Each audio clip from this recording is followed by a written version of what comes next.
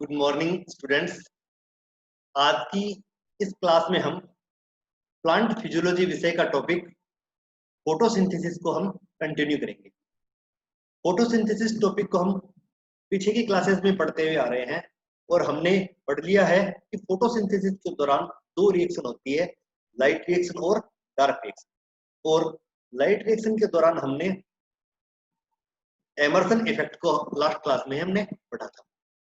आज की क्लास में हम लाइट रिएक्शन को कंटिन्यू करते हुए इसमें पाए जाने वाले फोटो सिस्टम फर्स्ट और सेकंड के बारे में पढ़ेंगे। लाइट रिएक्शन का जो सबसे महत्वपूर्ण भाग होता है, जो कि प्रकाश को अवशोषित करने का काम करता है, उसे हम प्रकाश तंत्र या वर्णक तंत्र कहते हैं। तो फोटो सिस्टम या वर्णक तंत्र या प्रकाश तंत्र जो है, यह लाइट रिएक्शन का वह सबसे महत्वपूर्ण भाग होता है जिसके द्वारा प्रकाश को अवशोषित किया जाता है। क्योंकि लाइट रिएक्शन पूरी की पूरी इस बात पर डिपेंड करती है कि लाइट को किस प्रकार से अवशोषित किया जाएगा, कैसे अवशोषित किया जाएगा और इस अवशोषित लाइट से आगे क्या होगा, उसका भविष्य क्या होगा। ये सारा का सारा डिपेंड करता है कि लाइट रिएक्शन का जो आधार जो है वह होता है इसका फोटो सिस्टम। तो आज की क्लास को हम प्रारंभ करते हैं और इस क्लास में मैं दीपेंद्र सोलंकी आप सभी का स्वागत करता हूं।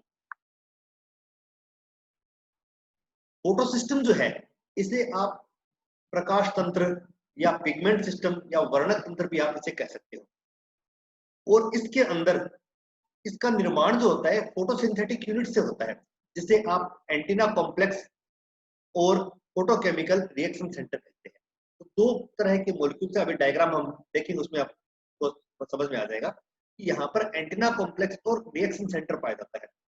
फोटोकेमिकल रिएक्शन सेंटर जो है इस फोटो सिस्टम का मुख्य आधार होता है, सबसे महत्वपूर्ण अणु होता है, जो कि सबसे सेंटर में मौजूद होता है और अंतिम रूप से जो इलेक्ट्रॉन का उत्सर्जन होता है वह इस रिएक्शन सेंटर से होता है। तो रिएक्शन सेंटर वह मॉलिक्यूल है, पिगमेंट्स का वह मॉलिक्यूल है जिससे इलेक्ट्रॉन उत्सर्जित होता है, अंतिम रूप से उत्सर्जन इसके द्वारा होता है। जबकि एंटीना कॉम्प्लेक्स इसके चारों ओर उपस्थित मॉलिक्यूल्स होते हैं पिगमेंट्स के, जो कि प्रकाश को ग्रहण करके इस रिएक्शन सेंटर तक ट्रांसफर करने का काम करते हैं। तो एंटीना कॉम्प्लेक्स जो है ये सहायक पिगमेंट्स हो सकते हैं, सहायक वर्णक है, जो कि अवशोषित प्रकाश को फाइनली जो है इस रिएक्शन सेंटर के पास ट्रांसफर करते हैं। उस इस रिएक्शन सेंटर से इलेक्ट्रॉन का उत्सर्जन होना होता है। अभी हम डायग्राम देखें, इसमें पूरा क्लियर कर लेंगे हम। इसके साथ साथ इसका निर्माण करने में कुछ प्रोटीन्स भी भाग लेते हैं, जिन्हें आप पिगमेंट प्रोटीन कॉम्प्लेक्स भी इसे कह सकते हैं। और इन सभी का निर्माण होता है थाइलेकोइड की मेम्ब्रेन के ऊपर। तो ये जो फोटो सिस्टम बनते हैं ये थाइलेकोइड की मेम्ब्रेन पर बनते हैं।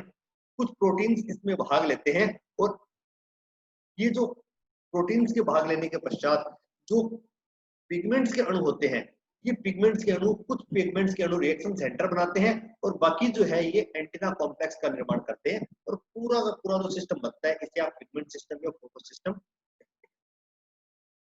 ये फोटो सिस्टम दो प्रकार के होते हैं।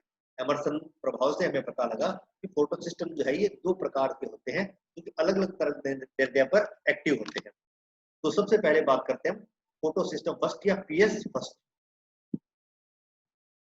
इस पीएस फर्स्ट का निर्माण जो है यह आयरन सल्फर टाइप के फोटोकेमिकल रिएक्शन सेंटर के द्वारा होता है। यानी इसका जो रिएक्शन सेंटर होता है, जो केंद्रीय अणु होता है, यह आयरन सल्फर टाइप का होता है और इसके द्वारा जो इलेक्ट्रॉन का ट्रांसफर होता है वह प्लास्टोसाइनिन से फेरेडॉक्सिन को होता है। ये बहुत ही महत्वपूर्ण चीज है कि इसका जो रिएक्शन सेंटर, पहली चीज तो इसका रिएक्शन सेंटर, इसके अंदर आयरन सल्फर टाइप का रिएक्शन सेंटर पाया जाता है।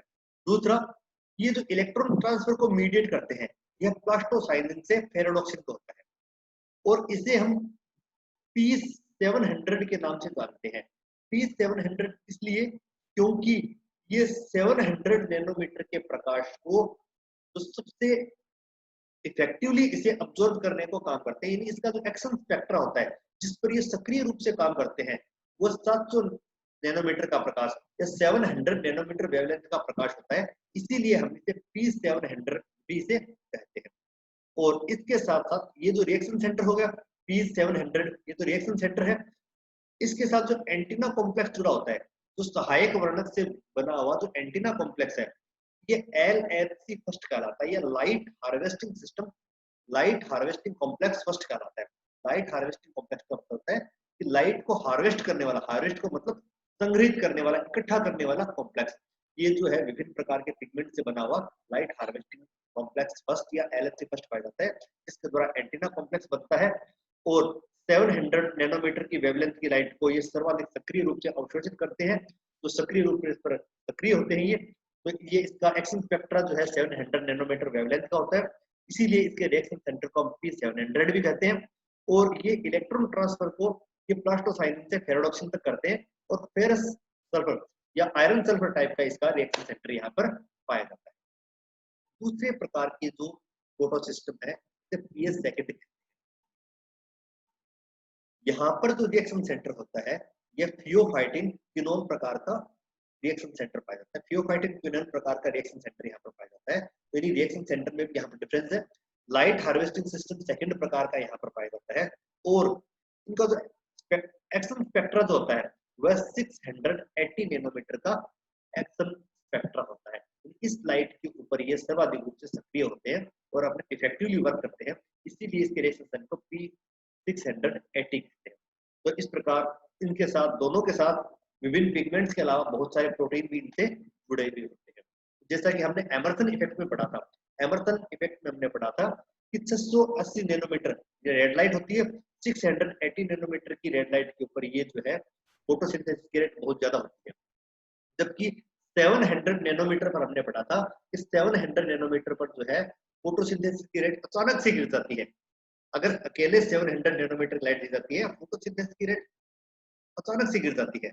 लेकिन जब 680 और 700 दोनों लाइट को, वेवलेंथ की लाइट को साथ साथ मिलकर दिया जाता है, तब अचानक फोटोसिंथेसिस की रेट बहुत ज्यादा बढ़ जाती है और इसका जो मान है वह 600 नैनो 80 और 700 नैनोमीटर वेवलेंथ की लाइट का जो एडिशन होता है इससे भी कहीं जाकर अधिक होता है।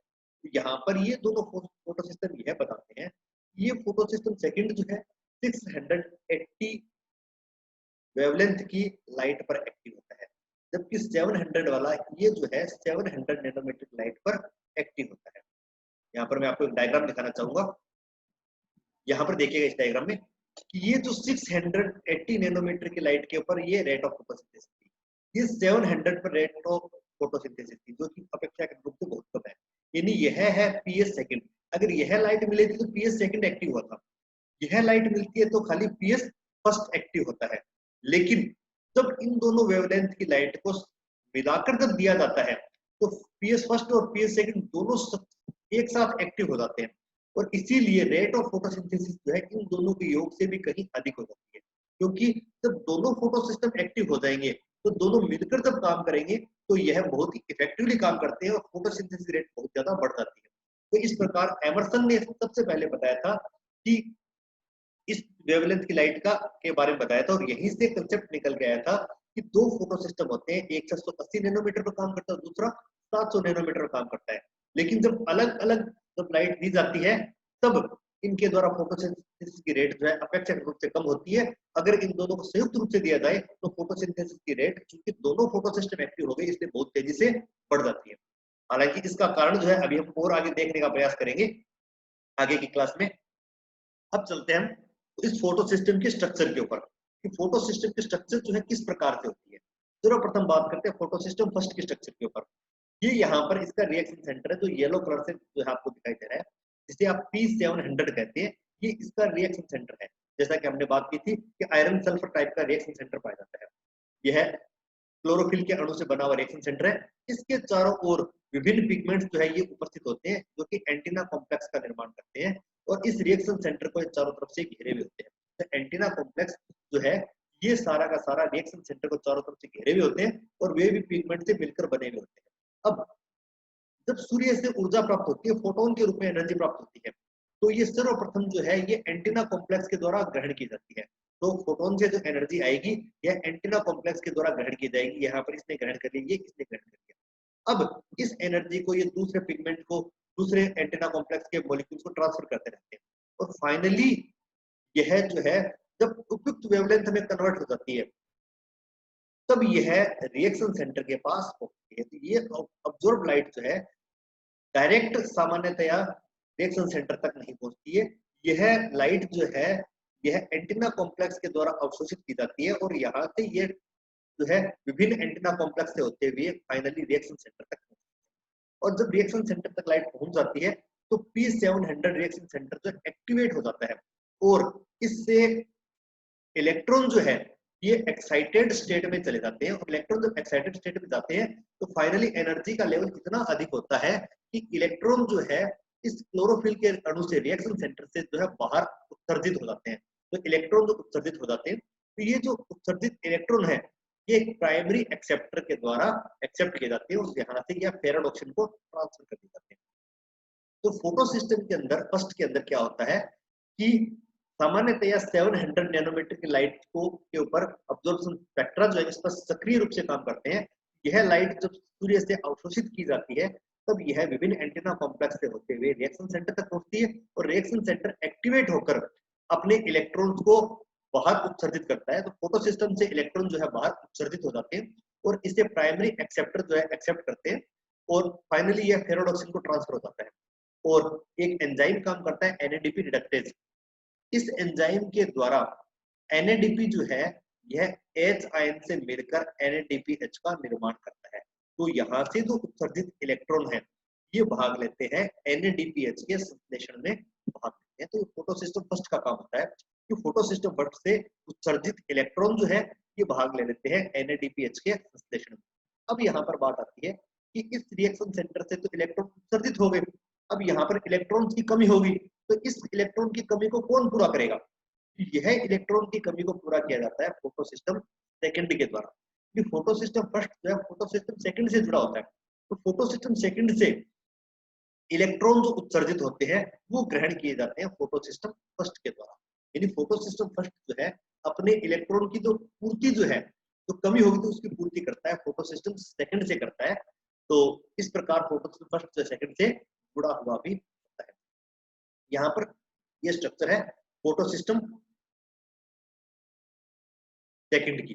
तो फोटो सिस्टम सेकंड की स्ट्रक्चर जो है इस प्रकार से होती है, ये इस प्रकार से होती है। आप देखिएगा सेम इसी प्रकार से ये रिएक्शन सेंटर है यहाँ पर जिसे P680 कहते हैं। तो P680 इसका रिएक्शन सेंटर है। ये चारों ओर से घिरा हुआ है विभिन्न प्रकार के एंटीना से। ये भी पिगमेंट्स के मॉलिक्यूल है। एंटीना जो है इससे एंटीना मॉलिक्यूल से घिरा हुआ होता है। सेम इसी प्रकार से ये भी लाइट को ऑब्जर्व करते हैं, फोटोन को ऑब्जर्व करते हैं जो कि एंटीना कॉम्प्लेक्स के द्वारा ग्रहण की जाती है और यहाँ से ट्रांसफर होते हुए P680 तक पहुंचता है। वही प्रक्रिया है, डायग्राम भी वही चीज है, लेकिन रिएक्शन सेंटर जो है उसके अंदर डिफरेंस है। और ये एक्टिव होते हैं 680 नैनोमीटर वेवलेंथ की लाइट पर, ये सर्वाधिक रूप से सक्रिय रूप से काम करते हैं। और ये जब एक्टिव हो जाते हैं तो इनके द्वारा भी इलेक्ट्रॉन का उत्सर्जन किया जाता है। और यह जो उत्सर्जित इलेक्ट्रॉन ये इलेक्ट्रॉन ट्रांसपोर्ट चेन में प्रवेश करता है, यानी इस इलेक्ट्रॉन को विभिन्न कैरियर्स के द्वारा अवशोषित किया जाता है और किसी दूसरे को ट्रांसफर कर दिया जाता है। और ये जो विभिन्न इलेक्ट्रॉन कैरियर के बीच में ट्रांसफर किया जाता है तो उस दौरान जो है ऊर्जा मुक्त होती है। एक मॉलिक्यूल से दूसरे मॉलिक्यूल को जब इलेक्ट्रॉन का ट्रांसफर होता है तो उस दौरान ऊर्जा मुक्त होती है। तो कई बार ऊर्जा का मान अधिक होता है, उस समय इस उत्सर्जित ऊर्जा से एडीपी का अणु जो है इससे इनऑर्गेनिक फास्फेट का अणु जुड़कर एटीपी का संश्लेषण करते हैं। यानी P680 से जो उत्सर्जित इलेक्ट्रॉन है ये इलेक्ट्रॉन ट्रांसपोर्ट चेन में प्रवेश करता है। विभिन्न कैरियर्स के द्वारा इलेक्ट्रॉन जो है एक दूसरे को मूवमेंट किया जाता है, ट्रांसफर किया जाता है और इस दौरान उत्सर्जित ऊर्जा से एटीपी अणुओं का संश्लेषण होता है। तो फोटो सिस्टम सेकंड जो है बहुत ही इंपॉर्टेंट है जो कि एटीपी संश्लेषण से जुड़ा हुआ स्टेप होता है। और यहाँ पर आपने फिर वही बात आती है कि P680 ने जब इलेक्ट्रॉन का उत्सर्जन कर दिया है तो इसमें इलेक्ट्रॉन की कमी हो गई है। तो यह इलेक्ट्रॉन की कमी पूर्ति कहाँ से होती है? ये इलेक्ट्रॉन की कमी पूर्ति होती है जल के प्रकाशिक अपघटन से। जल के अणुओं का जब प्रकाशिक अपघटन होता है तब इलेक्ट्रॉन मुक्त होते हैं। तो प्रकाशिक अपघटन से जो इलेक्ट्रॉन मुक्त होते हैं ये इलेक्ट्रॉन P680 के द्वारा ग्रहण किए जाते हैं और इसकी इलेक्ट्रॉन पूरा इसे प्राप्त होता है। यहाँ पर मैंने लिखा भी है कि H2O मॉलिक्यूल जो है ये प्रोवाइड्स इलेक्ट्रॉन, ये इलेक्ट्रॉन प्रोवाइड करते हैं जो कि फोटो सिस्टम सेकंड के अंदर कम हो गए थे। ये दोनों हमने स्ट्रक्चर देखी थी, किस प्रकार फोटो सिस्टम फर्स्ट है और फोटो सिस्टम सेकंड जो है ये आपतित होते हैं।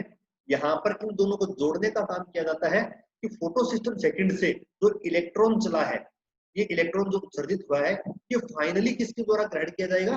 फोटो सिस्टम फर्स्ट के द्वारा ग्रहण किया जाएगा। तो फोटो सिस्टम सेकंड का इलेक्ट्रॉन ट्रांसपोर्ट चेन से होते हैं फाइनली फोटो सिस्टम फर्स्ट के पास पहुंचता है। तो इसीलिए ये दोनों आपस में जुड़े हुए होते हैं।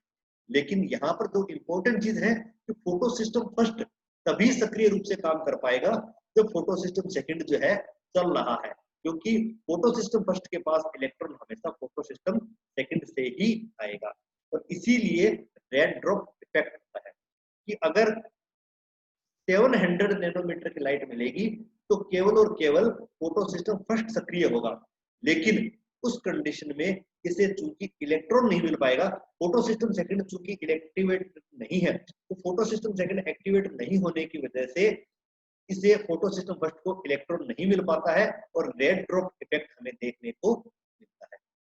यहाँ पर हम डिफरेंस करेंगे फोटो सिस्टम फर्स्ट और सेकंड के बीच में कि फोटो सिस्टम फर्स्ट जो है इसके अंदर फोटोलाइसिस ऑफ वाटर, जल का प्रकाशिक अपघटन नहीं होता है, जबकि फोटो सिस्टम सेकंड में जल का प्रकाशिक अपघटन होता है। ये बहुत ही महत्वपूर्ण डिफरेंस है।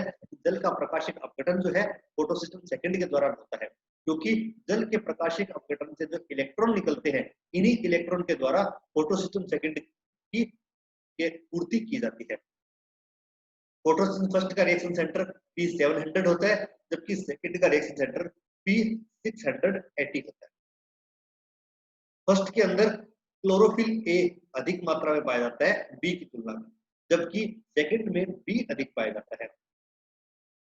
फोटोसिंथेसिस फर्स्ट में चूंकि जल का प्रकाशिक अपघटन नहीं होता है और जब का जल का अपघटन नहीं हो रहा है तो ऑक्सीजन भी मुक्त नहीं होती है, जबकि फोटोसिंथेसिस सेकंड जो है इसमें ऑक्सीजन गैस जो है यह मुक्त होती है। ये हमने पहले ही बात कर चुके हैं कि फोटोसिंथेसिस फर्स्ट जो है अपने इलेक्ट्रॉन फोटोसिस्टम सेकंड से रिसीव करता है, इसीलिए फोटोसिस्टम फर्स्ट जो है ये सेकंड पर डिपेंडेंट होता है। अगर सेकंड चलेगा तभी फोटोसिस्टम फर्स्ट चलेगा, सेकंड अगर नहीं चलेगा तो फोटोसिस्टम फर्स्ट जो है यह सक्रिय रूप से कार्य नहीं कर पाएगा, क्योंकि इसे अपने इलेक्ट्रॉन नहीं मिलेंगे। और यही रेड ड्रॉप इफेक्ट की वजह है। रेड ड्रॉप इफेक्ट हमें इसीलिए देखने को मिलता है। फोटोसिस्टम सेकंड जो है ये अपने इलेक्ट्रॉन पानी के वाटर का जो फोटोलाइसिस होता है वहां से प्राप्त करता है। अब यह जो सबसे महत्वपूर्ण चीज आती है वो है इसमें लाइट का अब्जॉर्प्शन। ये 600 नैनोमीटर वेवलेंथ की लाइट को सबसे एक्टिवली अब्जॉर्ब करते हैं या इससे अधिक वेवलेंथ की लाइट को अब्जॉर्ब करते हैं।